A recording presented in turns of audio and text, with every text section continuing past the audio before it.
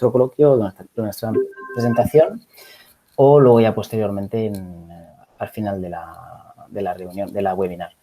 El objetivo es, en cuanto a tiempo, es terminar en 40-45 minutos, que yo creo que es un tiempo correcto para ver estas cosas.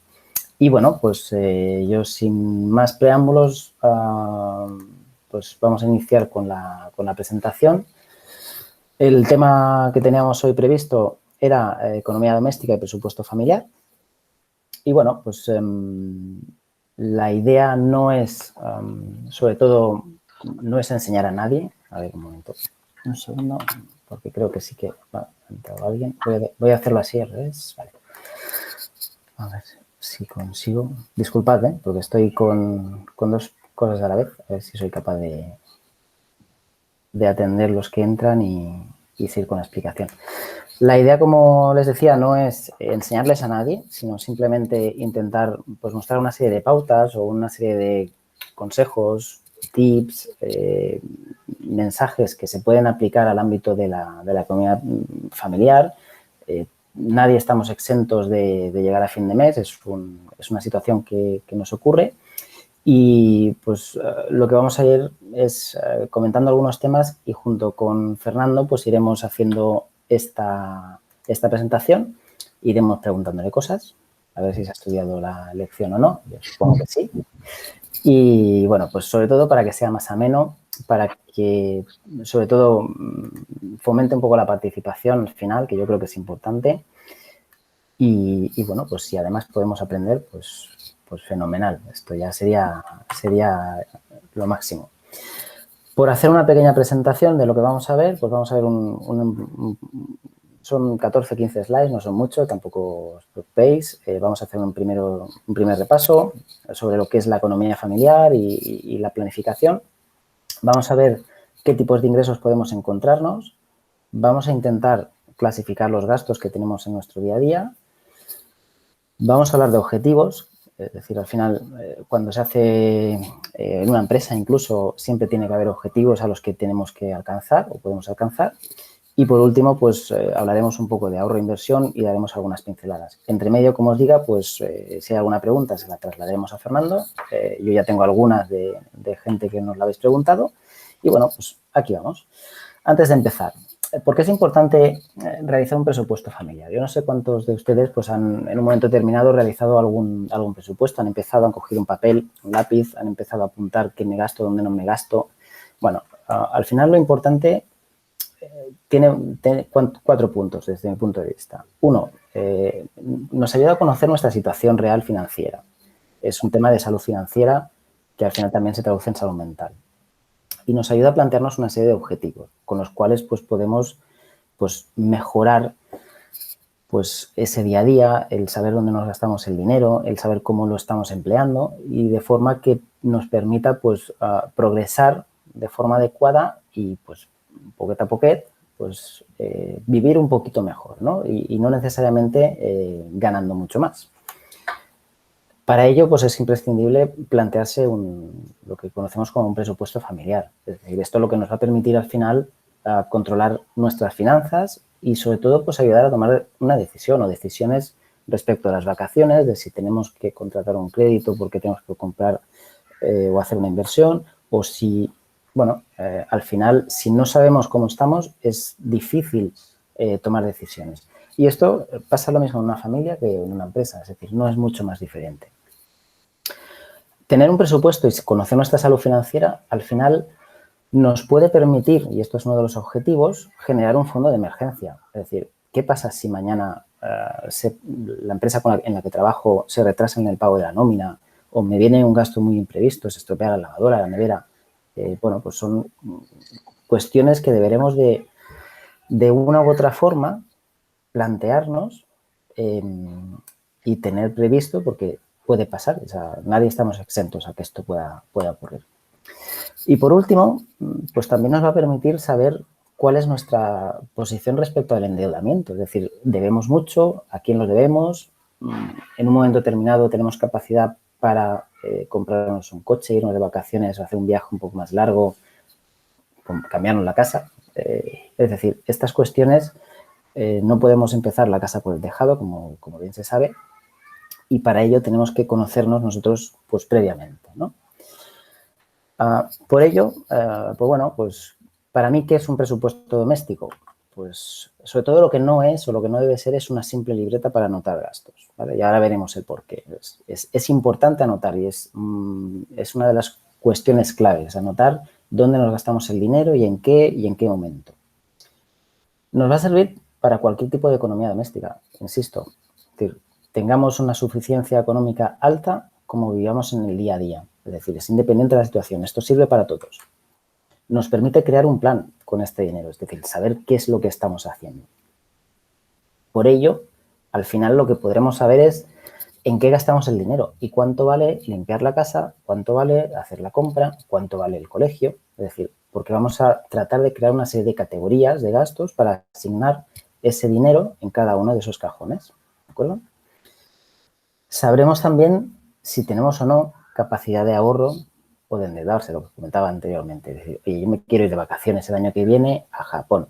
Pues, ¿qué esfuerzo debo hacer para cubrir el viaje, los gastos, etcétera, etcétera?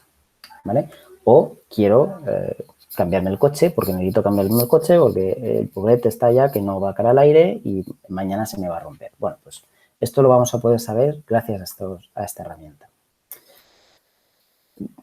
Importante, distinguir qué es una necesidad y qué es un deseo.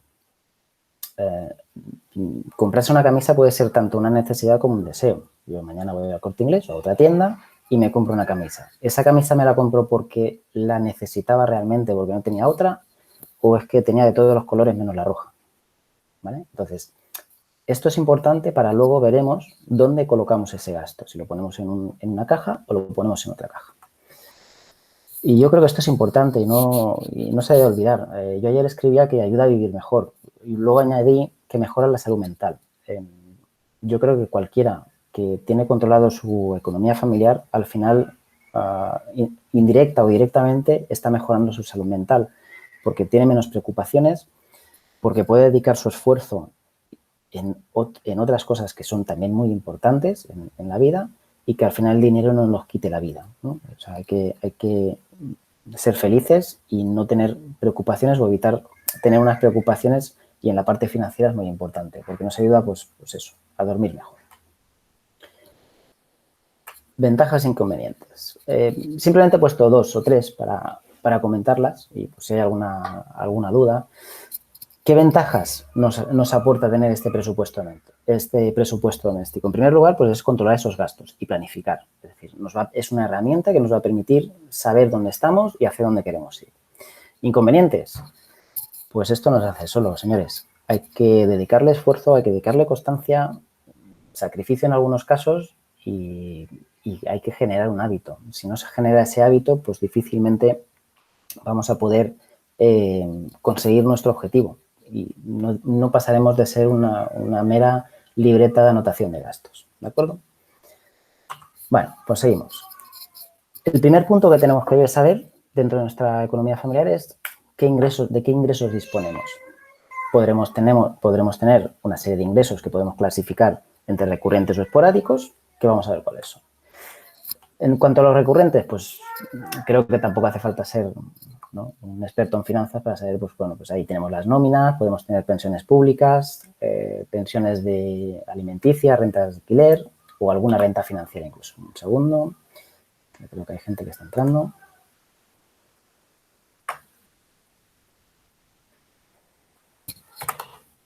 ¿De acuerdo? Entonces, lo primero que deberemos de incorporar a nuestro balance familiar es saber cuáles son, como dicen en Latinoamérica, los insumos de que disponemos. Es decir, los ingresos mensuales, recurrentes y más o menos fijos que podamos tener. Luego veremos cómo podemos clasificar, porque alguno dirá, bueno, es que yo trabajo un mes sí, otro a lo mejor no. Bueno, vamos a ver esto cómo lo tratamos. Luego tendremos otros ingresos esporádicos, como pudieran ser pues esos trabajos extras no habituales, alguna chapucilla que podemos tener. Oye, pues yo te arreglo, soy electricista y de vez en cuando pues hago alguna cosa con algún amigo y tal.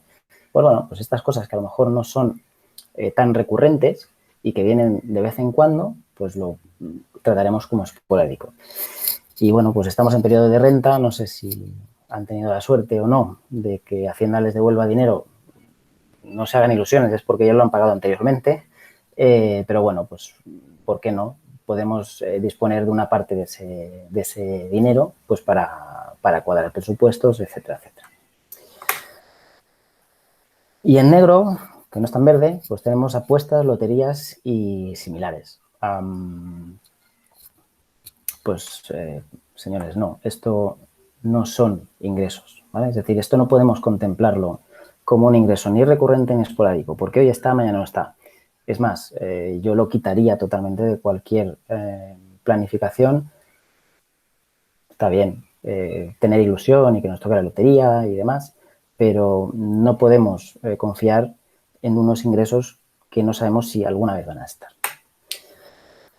Entonces, pues aquí yo sé que me gustaría ya introducir a Fernando y hacerle una pregunta, porque yo creo que ya en redes sociales se está viendo, cualquiera que tenga pues a lo mejor Twitter o Facebook o Instagram, pues aparecen, o la tele, simple y llanamente, muchas casas de apuestas, muchas casas donde dicen, bueno, pues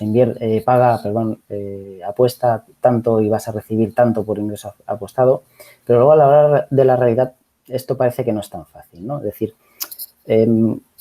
hay problemas, ¿no, Fernando?, en cuanto a la hora de sacar beneficios, que hay muchas casas que encima nos ponen pegas, las liquidaciones no están claras, y ahí vosotros como Abacus, ¿qué solución podéis dar o qué derechos podemos tener nosotros como consumidores? Bueno, muchísimas gracias, Luis. Lo primero, me vas a permitir que os agradezca la invitación. Por favor.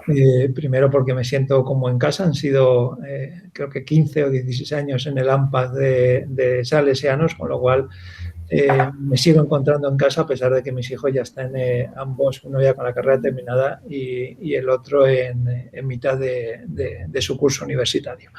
Y la verdad es que he pasado momentos maravillosos en ese colegio.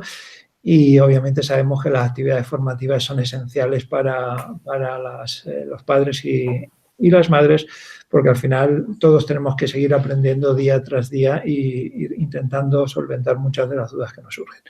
En cuanto a la pregunta que me haces, bueno, yo lo primero es que sabes que desde hace un año hay un Ministerio de Consumo, que además el Ministerio de Consumo es el que se encarga de regular todo el tema este de las apuestas, las casas de apuestas, las apuestas online en la medida que puede. Yo lo primero que tengo que decir es que al final esto no deja de ser un contrato privado. Es decir, es un contrato privado entre una empresa y un consumidor y, por lo tanto, pues lo que tiene que tener claro es lo que está firmando y las cláusulas a las cuales se obliga. Y eso, si tengo alguna duda antes de firmar un contrato, igual que cuando voy a hacer una compraventa de una vivienda o voy a hacer el contrato de una tarjeta y tengo dudas en alguna de las cláusulas, pues voy a mi organización de consumidores y digo, pues, ¿qué significa esto? Realmente, cuando están hablando de las liquidaciones de los beneficios y los plazos que me da y etcétera, ¿qué significa? Y estas cargas o estas comisiones que me cobran o este porcentaje sobre los beneficios, porque al final una cosa es la información que te van a dar alguien para vender su producto y otra cosa es si eso realmente se corresponde con la realidad. Por lo tanto, teniendo en cuenta que es un contrato entre partes, al final cada uno de nosotros puede firmar un contrato diferente con unas cláusulas diferentes. Yo aquí lo que siempre recomiendo es, primero, que sepamos claramente lo que estemos firmando y, segundo, que cualquier cosa que me hagan o dejen de hacerme tiene que estar clara en el contrato. Y si no está, es cuando tengo que acudir a la asociación y decir, mira, este es mi contrato, esto es lo que yo firmé y a partir de ahí, ¿qué derechos tengo? No hay unos derechos generales, el único derecho general es que se tienen que cumplir las cláusulas del contrato. Por tanto, bueno, pues es muy importante leernos siempre todos los contratos, como uno más, y bueno, y sobre todo pues ir con mucho cuidado con la publicidad, que al final es muy golosa y está hecha precisamente pues para lo que está hecho, ¿no? Que es para captar. Y más en nuestro caso que bueno, pues es un colegio, tenemos niños y todos pueden ver la tele y aunque está también regulado, yo creo, corrígeme Fernando, el tema de los horarios en cuanto pueda haber en televisión anuncios de casas de apuesta, pero bueno, la realidad es que el acceso a ellos puede ser muy fácil. Está todo en proceso de regulación, inclusive hay cosas que a partir de septiembre entrarán en vigor, como por ejemplo, pues bueno, la posibilidad de que haya clubes de fútbol que promocione o que publiciten casas de apuestas en sus camisetas, de que intervengan famosos a la hora de publicitar todo eso. Bueno, se están encontrando muchos problemas porque el dinero sabemos que es muy goloso, pero lo que está claro es que no vamos a cejar en el empeño y que estamos viendo como hay un nivel de adicción muy alto entre población cada vez más joven y que inclusive se están incumpliendo ciertas normas, no solamente el tema de apuestas online y la publicidad, sino inclusive en las casas de apuestas físicas que todos sabemos que tenemos en nuestros barrios y donde teóricamente no pueden entrar menores, cuando sí que realmente en algunos casos estamos recibiendo denuncias que entran, pero bueno, sí que hay unas normas que están empezando a ser efectivas y que desde luego no han terminado. Fenomenal. Avanzamos, si te parece, pasamos una vez visto la parte de ingresos, que quizás es la más sencilla, vamos a ver la parte de los gastos. Aquí es más complicado porque además es donde tenemos que hacer nuestro trabajo de recopilación, de agrupación y luego de clasificación. Nosotros hemos propuesto 3 tipos de gastos. Unos son los gastos fijos obligatorios, como pudieran ser, por ejemplo, los que están son aquellos compromisos básicamente que tenemos que pagar sí o sí a lo largo del año y que normalmente no varían mes a mes. Pues tenemos la hipoteca, tenemos los alquileres, préstamos, tarjetas, ojo con las tarjetas, gastos de comunidad, entre otros. Y estos pues normalmente son los primeros a los que debemos de atender sí o sí, ¿vale? Por tanto, tenemos unas obligaciones para con ellos que debemos de cubrir con los ingresos que tenemos, ¿vale? Entonces, por ejemplo, aquí una de las cuestiones que nos pasaban es una persona, por ejemplo, Fernando, que vive de alquiler, y me surgían 2 preguntas, ¿no? Por una parte, ¿qué obligaciones puede tener respecto del propietario en el mantenimiento de la casa? Y luego, pues también, ¿qué obligaciones tiene frente a los vecinos, ¿no? Porque una cosa es oye, no me funciona el calentador, esto es mío, lo tiene que hacer el propietario. ¿Cómo estaría esta situación? Bueno, esto, lo primero, aquí tenemos que ir a la ley de arrendamientos urbanos e incluso en algunas cosas tenemos que ir a la jurisprudencia existente, es decir, a las sentencias que aclaran algunos de estos conceptos. En principio, la ley de arrendamientos urbanos exige que el inquilino asuma las pequeñas reparaciones que exige lo que es el desgaste por un uso ordinario de la vivienda. El caso de calentador, por ejemplo, que tú dices, que es una de las situaciones habituales, si se trata de una pequeña reparación, cuyo coste obviamente no es ni mucho menos parecido al coste de un aparato nuevo, pues eso sería por el uso y por lo tanto tendría que asumirlo el propio inquilino. Si estuviésemos hablando de que ese calentador tiene un coste de reparación alto, inclusive muchas veces superior a lo que sea el poner uno nuevo, eso ya sería a cargo del propietario. Si, por ejemplo, estamos hablando de reparaciones urgentes, obviamente las podrá realizar para evitar un daño inminente o una incomodidad grave, pero previa comunicación al propietario y luego exigir de inmediato el importe. Pero todo lo que son gastos o reparaciones debido a un uso normal de la vivienda, pues obviamente tendrían que correr al cargo de inquilino. Pero vuelvo a lo original. Tú firmas un contrato y en ese contrato hay una serie de cláusulas donde también debe figurar esto. Si figuran ahí unas cláusulas donde tú te haces cargo de A, B y C y el dueño se hace cargo de D, E y F, pues perfecto. Si no pone nada es cuando ya nos vamos a la ley y esto es lo que establece la ley, lo que he comentado anteriormente. Vale, por tanto, pues atentos a esas cuestiones que podemos tener y donde imputar luego posiblemente estos gastos, ¿no?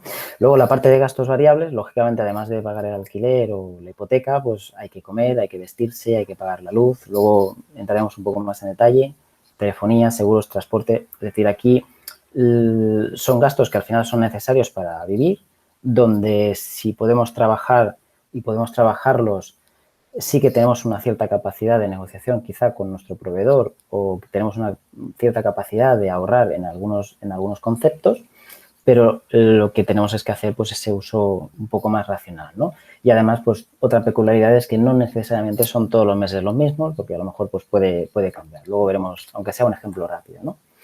Entonces, pues aquí, bueno, pues aquí muchas veces lo que nos puede pasar es que cuando tenemos algún servicio contratado con algún proveedor, pues bueno, pues nos encontramos con que recibimos el pago, pero la factura a lo mejor pues no llega o llega tarde o llega con el extracto posteriormente.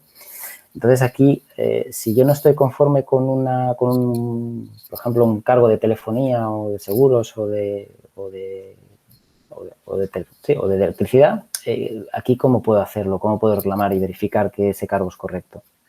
Bueno, realmente cuando vemos que hay un cargo que nosotros estimamos que no es procedente, lo que nos pide el cuerpo es devolverlo, el recibo directamente, pero hay que tener mucho cuidado, porque devolver un recibo no significa que he iniciado un proceso de reclamación. Y lo que le doy es potestad a la empresa que me lo ha remitido para que si al final resulta que el equivocado soy yo, que me pueda meter en una base de registro, en un registro de insolvencia o de morosos y el que me pueda generar problemas adicionales. Por lo tanto, lo primero que tengo que hacer es contactar con la compañía e intentar verificar el cargo. Si aún así existe algún tipo de discrepancia entre lo que dice la compañía y lo que yo digo como titular de ese o como persona que me carga ese recibo, voy a ponerme en contacto con un organismo de consumo, bien a una oficina municipal de información al consumidor, bien con una asociación de consumidores, para que inicien la reclamación de manera fehaciente. Y ellos ya me dicen seguramente, ya está iniciada la reclamación, puedes proceder a la devolución del recibo. Pero ya tengo constancia de la reclamación y no me meto en camisas de 11 varas. Además, hay que tener en cuenta que, y os puedo contar inclusive una casuística personal que me pasó. Yo de repente veo un recibo de una empresa desconocida. Y el primer paso es devolverlo porque era una empresa desconocida. No era una empresa con la que tenía yo ningún tipo de relación contractual. Claro, después cuando investigué, resulta que la empresa simplemente había cambiado de nombre. Y yo no tenía un conocimiento, sí, del cambio de nombre, pero no con la nomenclatura que había quedado en el recibo. Entonces lo comuniqué a la empresa, como el error había sido de ellos, que no me habían comunicado de manera clara ese cambio de nombre, simplemente me lo volvieron a emitir, ¿vale? Pero son situaciones muy concretas. Como norma, siempre que haya una reclamación previa, sí voy a devolver ese recibo. Fenomenal, pues queda claro. Luego, por último, en la categoría de gastos tendríamos aquellos que son discrecionales y aquí es donde sí que en caso de necesidad van a ser los primeros que deberíamos de reducir y en aquellos donde nuestra capacidad de incidir y poder ahorrar algo y para llegar a final de mes pues puede ser más fuerte, ¿no? Pues aquí, pues por ejemplo, yo no fumo, pues lo siento por el que fume, pues el tabaco al final es un gasto, que ahora lo veremos, restaurantes, suscripciones de televisión, redes sociales, ojo, pues con estas aplicaciones, estas modernas, los de Twitch y compañía, donde al final las suscripciones pues parece que son poquito dinero, pero al final puede haber problemas de gente que está muy enganchada con algunas redes sociales y está dejándose un dineral en influencers, youtubers, etcétera. Así que, bueno, pues estos son una de las cuestiones que tenemos que mirar. Y aquí, bueno, en estos gastos discrecionales, a mí la pregunta que se me ocurre es en relación a las rebajas, porque creo que estamos en periodo. No sé, yo la verdad es que como no soy muy de comprar en rebajas o no, pero aquí estamos en rebajas y no todo vale, ¿verdad? No, primero porque en rebajas podemos encontrar ya todo el año. Ya no hay periodos de rebajas de verano e invierno, según la legislación. Hay libertad absoluta de los periodos de rebajas. Claro, eso plantea que es verdad que todavía tenemos una rebaja de invierno teóricamente en nuestra cabeza y también en la cabeza de la mayoría del sector del comercio y unas rebajas de verano. Bueno, la única diferencia de las rebajas con cualquier otro periodo es el precio. Ya está. Es decir, los derechos y las obligaciones son absolutamente las mismas. Ni me pueden modificar las formas de pago, ni me pueden modificar las políticas de devoluciones. Y si lo hacen, deben avisarme de manera fehaciente y clara para que yo simplemente coge, me vaya al establecimiento al lado, que ahí no me están rebajando mis derechos. Por lo tanto, las únicas modificaciones las vamos a ver en el precio del del producto, que obviamente va a ser mucho más asequible a nuestro bolsillo. Sí que es importante concretar la política de devoluciones, porque muchas veces creemos que en rebajas tenemos diferentes derechos también con el tema de las devoluciones. Las devoluciones es un tema que es igual durante todo el año. Es decir, el establecimiento, la única obligación que tiene de devolver es en el caso de que el producto fuese defectuoso. Si no es defectuoso, la respuesta del comercio va a ser a la que le obligue su política. Sabemos de establecimientos que ponen en su ticket, le devolvemos el dinero en caso de que lo devuelva. Bueno, pues eso es una política concreta, pero a lo mejor el establecimiento de al lado, su política es no le devuelvo absolutamente nada o le daré un vale. Entonces, tenemos que informarnos antes de la compra de la política de devoluciones de ese establecimiento. Bien, perfecto. Simplemente un último apunte. Cuando nosotros estábamos hablando al principio de esta exposición, hablábamos de deseo y necesidad.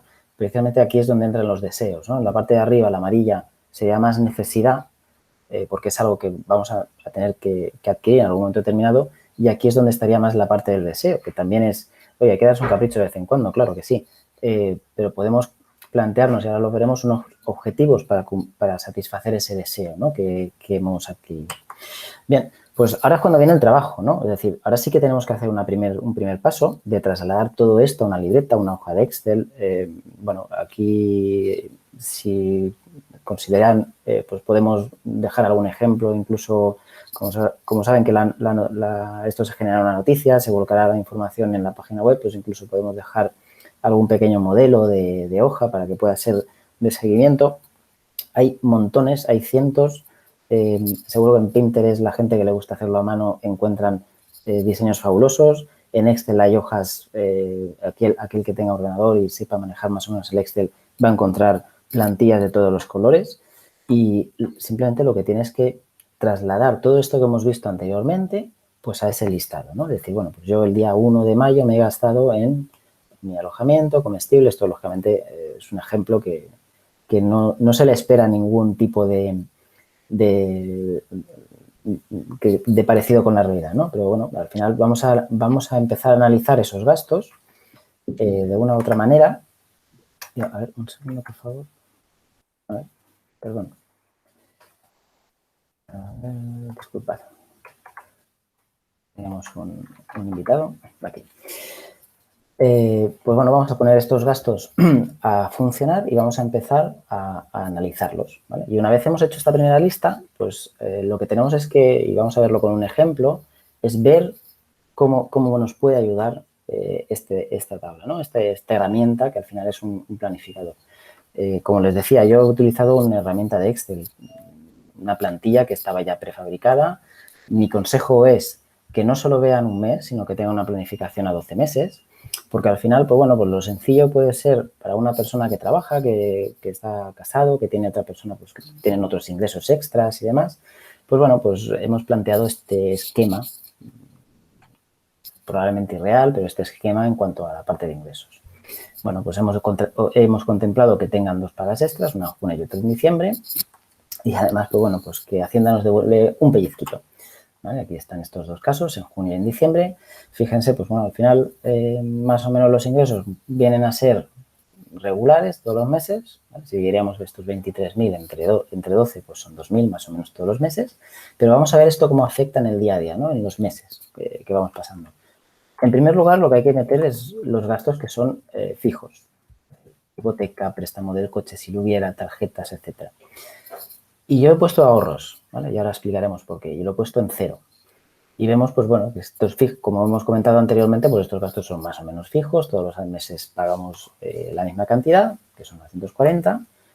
En segundo término, iremos incorporando estos gastos variables de esa lista que hemos hecho, pues gastos de comunidad, impuestos, alimentación, seguros, telefonía, etcétera. Ni están todos y seguro que faltarán. He querido poner también el colegio porque, bueno, al fin y al cabo estamos dentro de la familia salesiana y, bueno, pues hay un pequeño importe pues que también hay que contemplar, ¿no? Y como les decía, ahorros 0. Luego les hablaré un poquito más de ahorro, pero en principio el ahorro debería contemplarse como un gasto fijo, ¿vale? Y veremos por qué. Pero aquí en este caso lo hemos marcado como 0. Vamos a pensar que esta familia no tiene capacidad de ahorro. En último término, lo que debemos es ver esos gastos discrecionales. Pues ahí podemos tener una suscripción con un canal de televisión, podemos tener gastos de entretenimientos varios, vamos al restaurante porque nos gusta ir una vez al mes con la familia pues, a cenar, que está estupendo, gasolina y tabaco. Pues bueno, pues esto era el ejemplo, si no recuerdo mal, de una cajetilla de tabaco, creo que el Fortuna, durante 30 días, creo que es, o un cartón. Pues son 135 euros todos los meses, que al final pues son 1.600 euros al año. Bueno, yo cuando veo a alguien que está fumando, yo ya no le digo no fumes que es malo para tu salud, yo le digo no fumes que es bueno para tu bolsillo, más que para la salud. El resultado que obtenemos con esta familia es que están perdidas.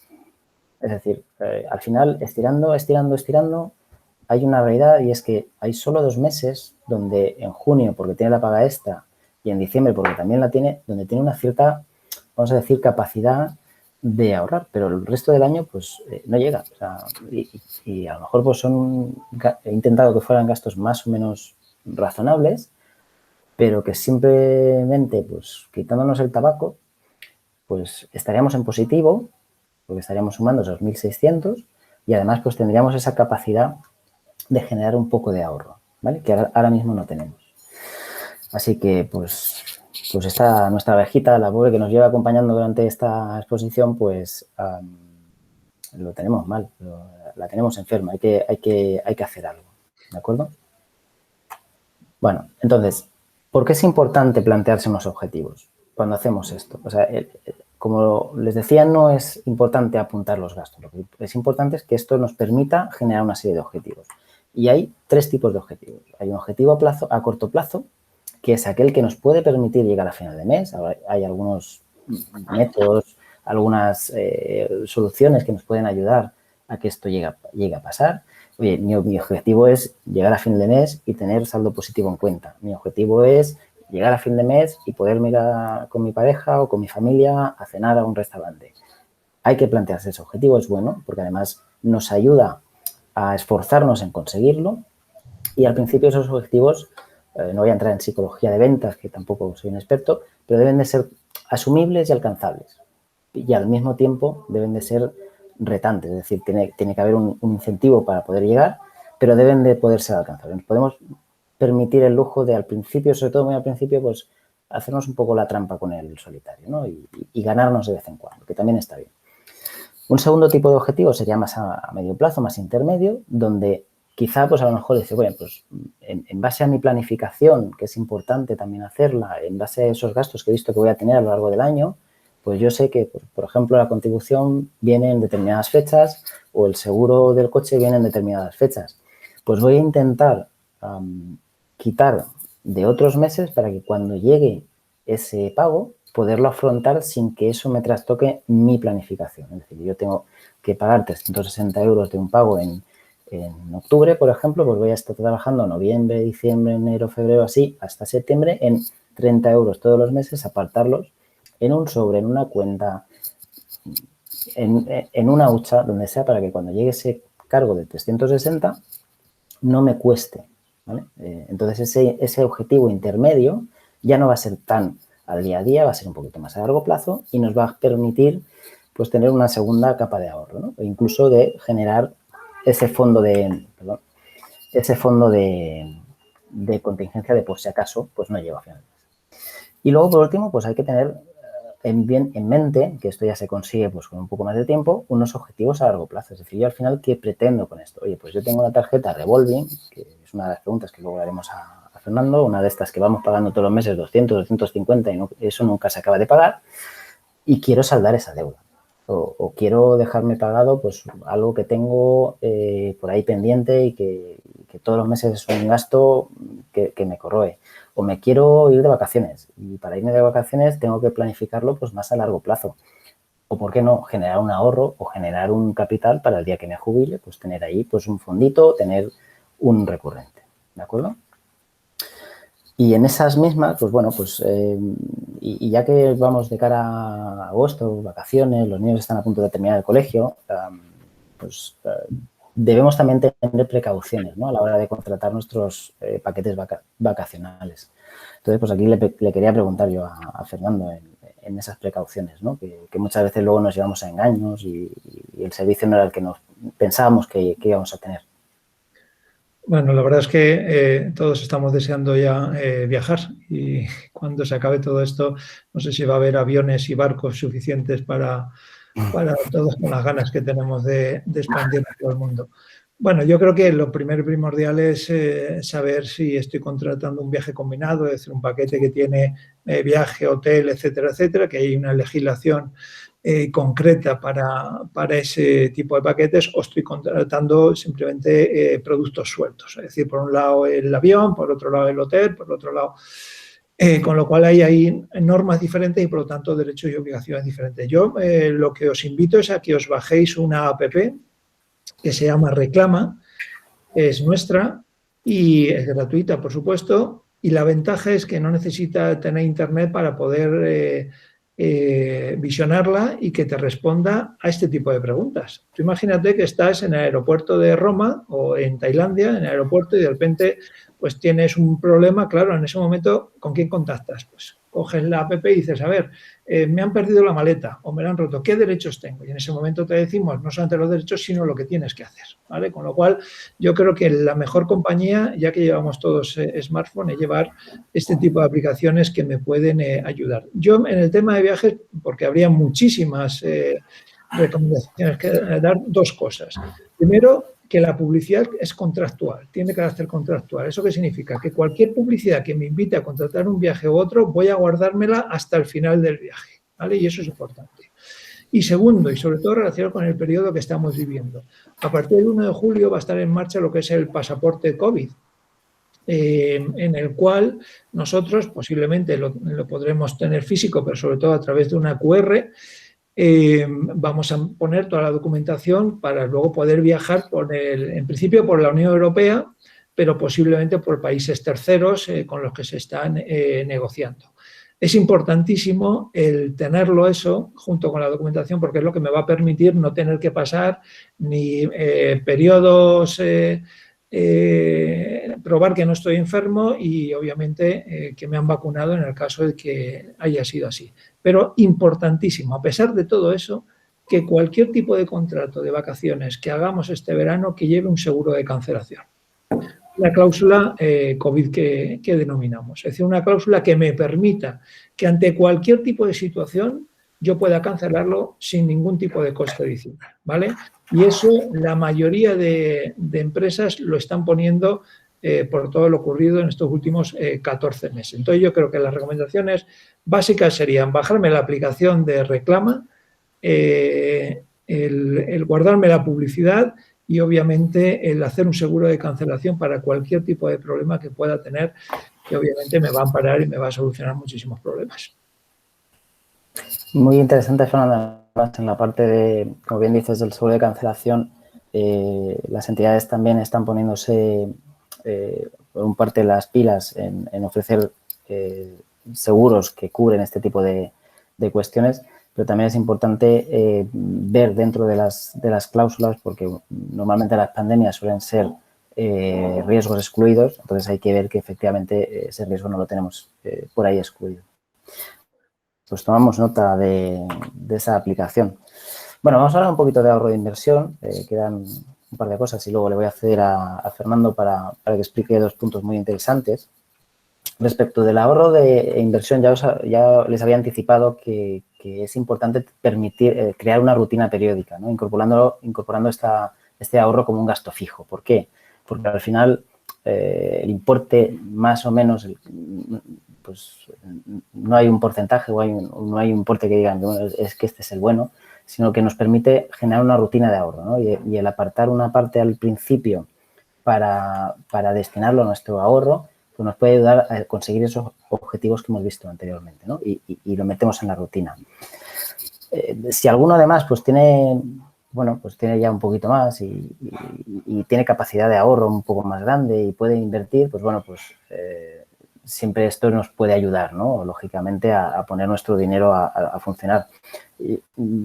Si me preguntan la diferencia entre ahorro e inversión, yo realmente no la acabo de tener clara, porque al final pues bueno, pues son temas financieros, quizá la parte de inversión pues es como poner a tu dinero a trabajar, el ahorro es como más pasivo, pero bueno, al final lo importante es tener una capacidad en cuanto a ahorro que nos permita pues, conseguir unas metas a corto o medio plazo, y eso, pues bueno, pues hay expertos en la materia que les pueden ayudar, les pueden asesorar, y siempre es conveniente pues tenerlo en mente porque, bueno, pues no sabemos dónde podemos necesitar en un momento determinado una ayuda de este tipo, ¿no?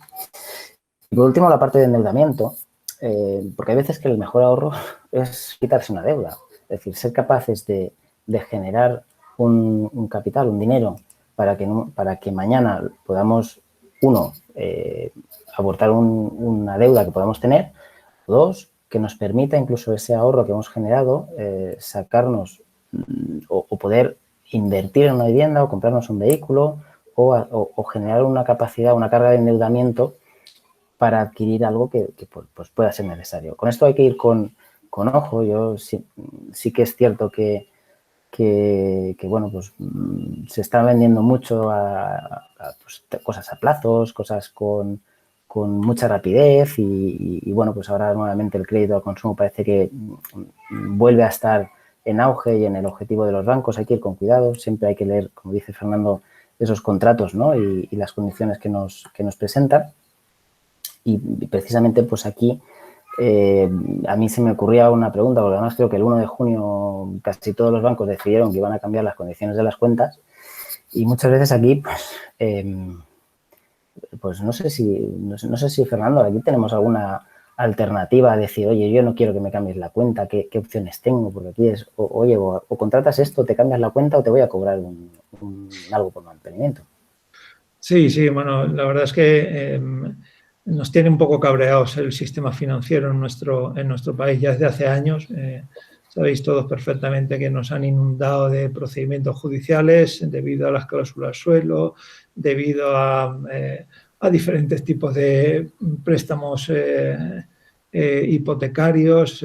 Bueno, yo creo que al final lo más importante que hay que tener en cuenta, y sobre todo en base a este último movimiento del sector financiero, con ese incremento conjunto de las comisiones que además hemos pedido al Banco de España, a la Comisión Nacional del Mercado y las competencias, que profundice mediante una investigación si eso es admisible o no es admisible en un Estado de Derecho, donde la competencia se debe promover no de manera conjunta, sino cada uno por separado. Pero bueno, si yo tengo un contrato y la entidad financiera quiere modificarlo, puede modificarlo, siempre y cuando me comunique por escrito con al menos un mes de antelación que va a modificarlo y que estas son las nuevas condiciones. Y yo en ese momento podré decidir si rescindo el contrato con la entidad, obviamente sin que me aplique ningún tipo de penalización por ello. Pero incluso el Ministerio de Consumo ha sacado una nota de prensa ayer mismo, después de ciertos comunicados que le hicimos, en el cual establece que para que la modificación unilateral de las condiciones sea posible, el contrato debe recoger primero esa posibilidad, y además de eso la entidad debería justificar con razones válidas que de alguna manera puedan fundamentar el cambio en ese tipo de contrato.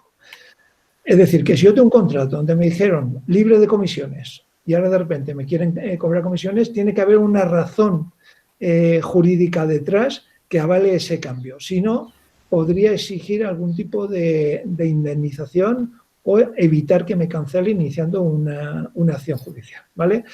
Pero lo normal es que si lo fundamentan bien, se pueda llevar adelante. Yo lo que invito es a que cualquier persona que le quiera modificar las condiciones de manera unilateral, que se ponga en contacto con nosotros. Nosotros vamos a estudiar casuística por casuística. Obviamente cada entidad bancaria va a ser diferente, porque por desgracia en los últimos 10 años habrán sido miles y miles de reclamaciones las que hemos tramitado, y os puedo asegurar que judicialmente no hemos perdido ninguna. Con lo cual, la razón en estos casos está cada vez más cerca siempre del consumidor, más que de la entidad financiera. Pues bueno, pues a contactar con Abacus. Yo creo que esto hay que plantearlo así. Bueno, estamos acabando ya en la parte nuestra. En la parte del ahorro, simplemente, si buscan en Internet, pues pueden encontrar algunos métodos para generar un cierto ahorro. El método ALP, que se aparta lo primero, es decir, una vez recibo la nómina, lo que voy a hacer es apartar la cantidad de dinero con el cual pues, yo quiero disponer de él y a partir de ahí pues ajustar un poco mi presupuesto. Hay dos, yo lo he hecho particularmente, requiere un esfuerzo, pero bueno, pues si se consigue al final, como cualquier objetivo que se consigue, es satisfactorio. En 52 semanas ser capaces de ahorrar 1.378 euros, ¿vale? En un año, 52 semanas. El método es tan sencillo, tan complicado como la semana 1 apartar 1 euro, la semana 2 apartar 2 euros, 3, etcétera, sucesivamente. Y en función de la semana que estés, pues apartar ese número de euros en un cajón. Y al final del año, pues tenemos 1.378. Se puede hacer con 1 euro, se puede hacer con menos cantidad, eso ya depende de cada uno. Y lo mismo pasa pues con el reto de 30 días. Es similar, lo que pasa es que en lugar de hacerlo en 12 meses, lo vamos a hacer en 30 días. 1 euro el primer día, 2 el segundo, etcétera, etcétera. Y esto, la recurrencia son 465 euros. Bueno, pues es una forma de tener, en un momento determinado, si tenemos un exceso, ¿no? o preveemos que podemos tener un exceso, pues apartar un dinero de forma más o menos inconsciente que nos permita, pues al final, cumplir algún objetivo o darnos algún capricho, ¿por qué no? Y luego, bueno, pues este es un método Harbecker, si alguien lo quiere buscar. Al final lo que pretende este método es, una vez tenemos los ingresos, hacer una distribución en cuanto a porcentajes de los gastos que debemos de tener para hipotecas, gastos de comida, etcétera, etcétera, y intentar aplicar pues, esos porcentajes dentro de nuestra economía, ¿no? Y por último, pues una reflexión. Ingresos anuales 20, gastos anuales 19,6 es felicidad. Ingresos anuales 20, gastos anuales 20,6 es miseria. Bueno, ahí lo dejo, simplemente. Y bueno, pues no sé si alguno pues, conoce estas cositas, esta B, Ethereum, Ripple, estos son criptomonedas. Yo no sé si alguien está pensando o tiene, yo no, obviamente cada uno es libre de hacer lo que quiera y lo que considere, pero yo no me he permitido la licencia de incorporarlo porque creo que es un sistema de, no me atrevo a decirlo ni de inversión ni de ahorro, primero muy complejo, en un mercado donde no está regulado, donde nadie controla lo que pasa ahí dentro, con una opacidad alucinante, más negro que el fondo de este slide, que nos puede significar la pérdida total de la inversión que tenemos. Y hay gente, y yo conozco gente que en algunos otros casos ha perdido todo lo que tenía en sus ahorros de toda la vida, que además es que no está destinado al ahorro. Esto es, como leía esta mañana, esto es una cosa de frikis, esto no está destinado ni a pago ni a ahorro, donde además es que no hay nada físico detrás, porque si invierten la misma cantidad en una acción en el IBEX 35, en cualquier empresa del IBEX 35, al final hay un balance, hay unos edificios, hay unas sillas, hay algo, pero aquí no hay nada, son servidores, y que muchas veces viene acompañado de promesa de dinero fácil. Y por si no lo estaban pensando, Hacienda está siguiendo estas operaciones, ¿vale? Con lo cual, pues no se crean que es tan sencillo, porque además es nido de blanqueo de capitales, de financiación de terrorismo y de cuestiones pues bastante serias. Así que yo no puedo dejar de poner aquí no. O sea, hagan lo que quieran, pero mi recomendación es que aquí no deberían entrar. O allá ustedes si lo hacen, pero no es recomendable. En resumen, constancia y sinceridad, no se hagan trampas. Aquí entra toda la familia, todos deben de formar parte de esta economía de guerra, ¿no? Hay que priorizar los gastos, tenemos que tener un calendario con las fechas donde tenemos esos vencimientos, ¿no? Intentar que todos los gastos no superen el 100% de nuestros ingresos. Utilizar menos plástico, y ya no es una cuestión de salvar el planeta, menos plástico en el sentido de menos tarjetas de crédito, de débito, de crédito sobre todo. Evitar todas las deudas con alto interés, y muchas vienen de estas tarjetas que vas pagando, no, lo pago 200 euros al mes y están cobrándote un 25% anual, que es una salvajada. Implementar el ahorro como un gasto fijo, ser estrictos, revisar los extractos cuando vienen, reajustar y volver a empezar. Y esto es una rueda. Y esto es, no voy a decir el truco, pero es lo que hay detrás de cualquier planificación. En una familia, en una casa humilde, en una casa más modesta, o incluso en una empresa que quiera pues, sobrevivir y seguir creciendo, ¿no? Pues esa rueda, pues volver a empezar y volver a empezar, y cuando ya has terminado, pues volver a empezar otra vez. No hay secreto. Y ya con esto, Fernando, esto ya sí que te cedo a ti la palabra, porque yo creo que esto también nos interesa a todos. El tema de la tarifa eléctrica, que es otra de las novedades con las que arranca junio. Así que, bueno, pues todo tuyo. Sí, sí, no, y además es que parece mentira, pero nos podemos llevar buenos sustos si no conocemos este cambio tarifario que se ha provocado por parte del gobierno, que nosotros no solamente no entendemos, sino que tampoco creemos que sea ningún tipo de solución ni perita en dulce para los consumidores. Bueno, primero deciros simplemente de una manera muy rápida que estos son los nuevos horarios de la tarifa eléctrica para todos aquellos que están en tarifa regulada, es decir, en el famoso PVPC, con potencias de menos de 15 kilovatios contratada. ¿Esto qué significa? Significa directamente que ya en nuestras facturas, ahora mismo, dependiendo de la hora que estemos consumiendo, si estamos consumiendo en estos momentos, estamos consumiendo en el periodo punta, con lo cual tenemos que tener mucho cuidado, porque la diferencia de consumir en periodo punta a consumir en periodo valle y llano, puede ser hasta de 20 veces más. Con lo cual, imagínate el precio de un kilovatio multiplicado por 20 o multiplicado por 4 en el caso de que estuviese en llano habitualmente y que ahora pasase a punta. ¿Qué es lo que tenemos que hacer? Lo primero que tenemos que hacer es intentar modificar nuestros hábitos hacia los periodos llano y valle. ¿Cómo? ¿Esto de poner la lavadora a las 3 de la mañana? No. Pero es verdad que si hasta ahora poníamos la lavadora lunes, miércoles y viernes, pues a lo mejor la podemos poner domingo, miércoles y sábado. ¿Por qué? Porque los sábados, domingos y festivos es todo periodo valle, es decir, 20 veces más barato que en periodo punta. Si no podemos en periodo valle, pues vamos a intentar que sea en periodo llano, pero vamos a evitar el periodo punta para todo.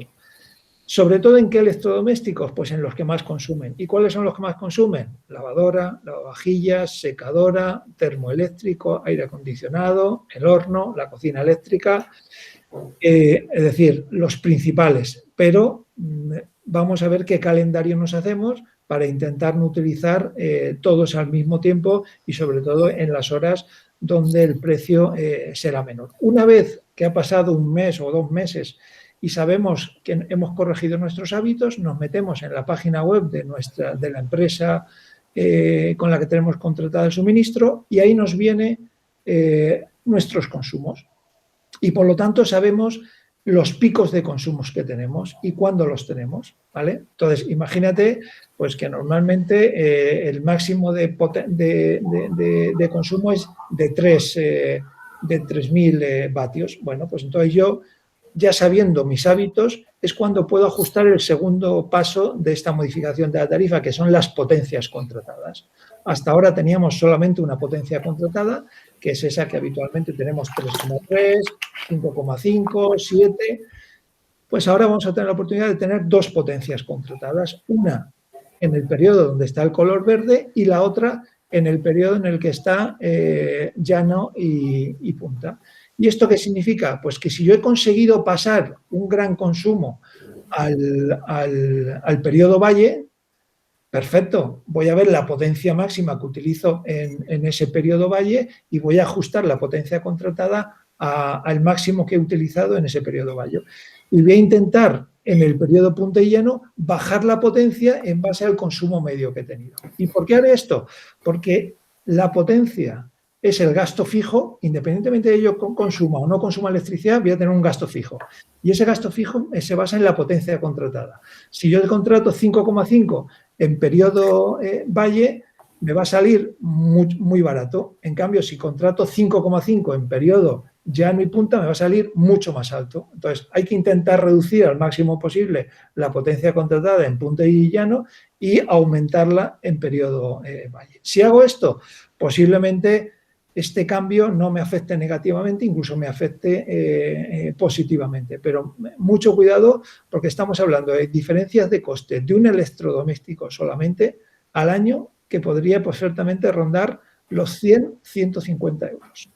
Si eso lo multiplicamos por el número de electrodomésticos, ostras, el gastarme 500 euros más o menos, dependiendo de la hora en la que lo utilice, puede ser complejo. Podemos utilizar programadores. Si los electrodomésticos no lo llevan porque no son de última generación, podemos comprar esos enchufes que llevan el propio programador. Ese enchufe me va a costar 7, 8, 9 euros y yo voy a programar para que obviamente se pueda desconectar en las horas de mayor consumo.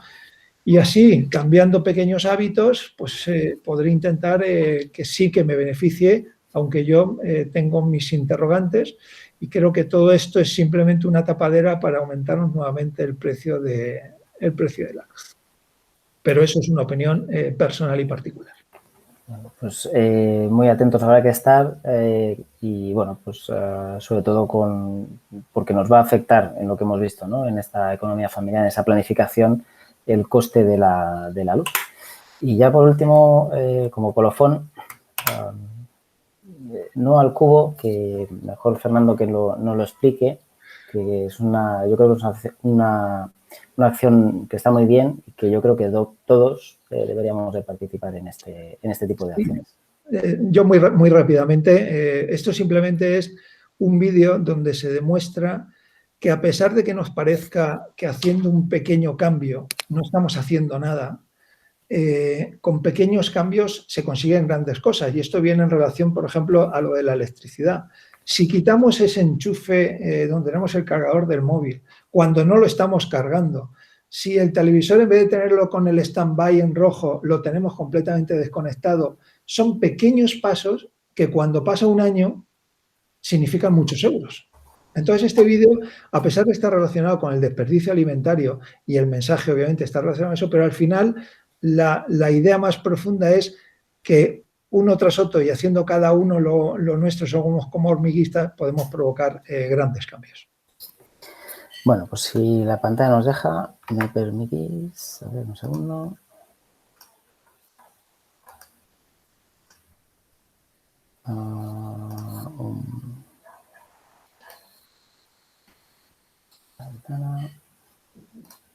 Un segundo, por favor.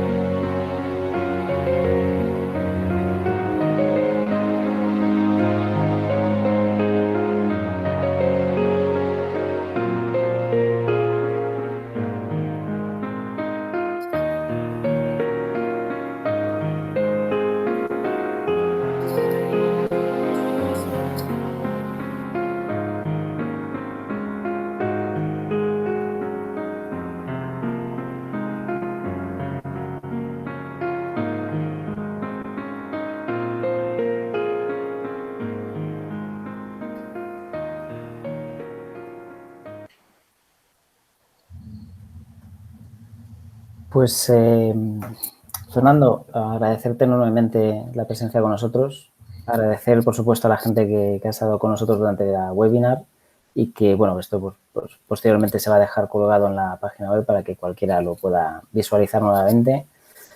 Te esperamos en el cole, lo sabes, con los brazos abiertos. Lo sé, lo Así sé. que encantado y, sobre todo, muchas gracias por asistir. Gracias a vosotros. Un abrazo a todos. Si no hay ninguna pregunta, con el chat veo que no. Y si no, pues en principio cortamos. Si alguien quiere cortar alguna cosa. En principio yo no tengo nada. Pues, señores, señoras, Fernando, un abrazo fuerte. Y nada. Vicente, ¿querías intervenir? No. No, quería daros las gracias a los Nada. dos. Estaba esperando que terminarais. Vale. Perdón. Gracias, Nada. gracias. Nada. Pues nada, gracias a AMPAS. Nosotros nos unimos no al cubo, tenlo por seguro. Y nada, nos vemos prontito. Un abrazo. Gracias. Hasta luego. Hasta luego.